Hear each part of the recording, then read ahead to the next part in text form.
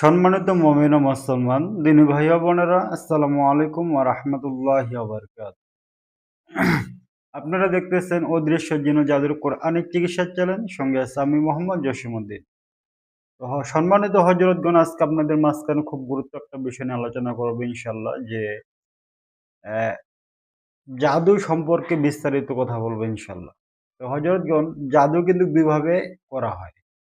একটা হচ্ছে খাওয়ানোর মাধ্যমে জাদু, সেটা যেকোনো বস্তুর উপর দিয়ে হোক না কেন, যেকোনো জিনিস দিয়ে হোক না কেন, খাওয়ানোর মাধ্যমে একটা জাদু করা হয়। আরেকটা হচ্ছে কোনো জিনিস পুতুলের মাধ্যমে অথবা অ্যা কাপড়ের মাধ্যমে, চুলের মাধ্যমে অথবা তাবিজ কোনো জায়গায় পুঁতে রাখে। ঠিক আছে? ২ ধরনের ২ টা জাদু করা যায়। একটা হলো ডাইরেক্ট খাওয়ানোর মাধ্যমে, আরেকটা হলো বিভিন্ন পন্থা আছে, ওইভাবেও করা যায়। তো যাই হোক, ইনশাআল্লাহ ধারাবাহিকভাবে আমি ২ টা বিষয় নিয়ে কথা বলবো। আপনারা না পুরো ভিডিওটা না টেনে দেখবেন ইনশাআল্লাহ। পরিপূর্ণ বিষয়টা বুঝতে পারবেন এবং কি সঠিকভাবে আপনারা এই জাদুর চিকিৎসাটা করতে পারবেন। তো যাই হোক, আজকে আমি যে বিষয়টা নিয়ে কথা বলবো, যে খাওয়ানো জাদু পেটের মাধ্যম থেকে বের করবেন কিভাবে? এটা যেকোনো বস্তু দিয়ে হোক না কেন, কোনো এক ব্যক্তিকে খাওয়ানো জাদু, মানে জাদুর মাধ্যমে কোনো কিছু খাওয়াইছে। এখন তার সমস্যা কি, কি ধরনের সমস্যাগুলো হয়? একটা মানুষ জাদু আক্রান্ত হলে তার খুব গুরুত্বপূর্ণ বিষয়গুলা যে বিষয়গুলো হয়, এই বিষয়টা নিয়ে আমি আগামীতে আরেকটা ভিডিও করব ইনশাআল্লাহ। তো অবশ্যই যারা অ্যা ভিডিওটা দেখে আসবেন, তাহলে পরিপূর্ণ বিষয়গুলো জানতে পারবেন যে একটা মানুষ জিনে অথবা জাদুতে বিশেষ করে জাদুতে যদি আক্রান্ত হয়, তার কি, কি সমস্যাগুলো হবে? এই বিষয়টা নিয়ে আরেকটা ভিডিও করা হবে। তো আজকে যে বিষয়টা নিয়ে কথা বলবো, ওই বিষয়টাই আপনাদেরকে বলে রাখি, যে পেটের মাধ্যমে যেকোনো যদি যেকোনো জাদুকৃত বস্তু যদি থাকে, খাওয়ানো কোনো কিছু জাদু থাকে, ইনশাআল্লাহ ওগুলো আপনারা কিভাবে বের করে নিয়ে আসবেন।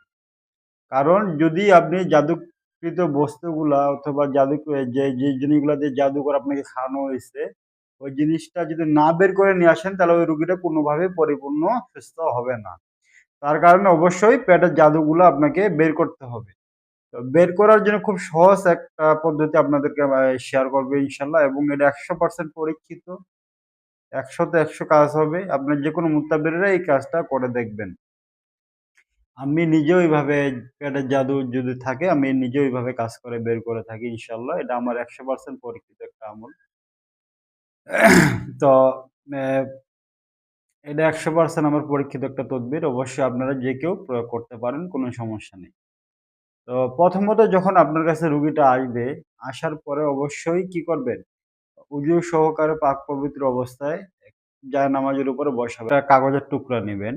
ঠিক আছে? সাদা একটা কাগজের টুকরা নিয়ে জাফরান কালি দিয়ে সূরা ইউনূসের ৮০, ৮১ ও ৮২ নং আয়াত আপনারা জাফরান কালি দিয়ে সুন্দর করে আয়াতটা আপনার কাগজের মধ্যে লিখবেন। ঠিক আছে? লেখে ওই কাগজের টুকরাটা সুন্দর করে ভাঁজ করে রোগীর জিহ্বার বাম পাশে নিচে, জিহ্বার নিচে অথবা মাড়ির ভিতরেও রাখতে পারেন, কোনো সমস্যা নেই। রেখে দিবেন। রেখে রুগীকে মুখ বন্ধ অবস্থা থাকবে, এবং কি এই আয়াতগুলো আপনারা তেলাওয়াত করা শুরু করবেন। সূরা ইউনূসের ৮০, ৮১ ও ৮২ নং আয়াতগুলা আপনার রুগীর সামনে জোরে, জোরে তেলাওয়াত করার চেষ্টা করবেন এবং তেলাওয়াত করবেন। কিছুক্ষণের মধ্যে দেখবেন রুগীটা বমি করা শুরু করে দিছে। রুগীটা বমির মাধ্যমে রুগীর ভিতরে যা ছিল, যেকোনো বস্তু থাকুক না কেন, ইনশাআল্লাহ অবশ্যই সব বেরিয়ে আসবে। ঠিক আছে? সেটা যাই হোক না কেন, বমির মাধ্যমে সমস্ত জিনিসগুলা বেরিয়ে আসবে, এবং যে পর্যন্ত রুগীটা বমি করবে, ঠিক আছে? সে পর্যন্ত আপনারা আয়াতগুলা তেলাওয়াত করতেই থাকবেন। কারণ যখন পরিপূর্ণভাবে বমি করা শেষ হয়ে যাবে, তখনই আপনি আয়াত তেলাওয়াত করা বন্ধ করবেন। যতক্ষণ না বমি শেষ হয়, আপনারা আয়াতগুলো তেলাওয়াত করতে থাকবেন ইনশাআল্লাহ। ১০০% এটা পরীক্ষিত একটা তদবির। আপনারা যে কেউ প্রয়োগ করবেন, এটা ১০০% আমার জন্য, আমার পক্ষ থেকে আজাজত থাকবে। আপনারা যে কেউ আপনারা করতে পারেন, কোনো সমস্যা নাই। তো হযরতগণ, যাই হোক, আজকে যে বিষয়টা নিয়ে, যেহেতু আপনার জাদু ২ ভাবে করানো হয়। একটা হলো খাওয়ানোর মাধ্যমে, আরেকটা হলো দাফনকৃত জাদু আছে। আপনার বাড়ির মধ্যে বিভিন্ন জায়গায় তাবিজ-কবজ পুঁতে রাখে, মানুষ জাদু করে, অথবা আপনার চুলের মাধ্যমে, কাপড়ের মাধ্যমে অথবা পুতুলের মাধ্যমে, ঠিক আছে? বিভিন্নভাবে জাদু করা যায়। তো ওইসব জাদুগুলো আপনারা কিভাবে নষ্ট করবেন ওই বিষয়টা নিয়ে ইনশাআল্লাহ আগামীতে কথা হবে।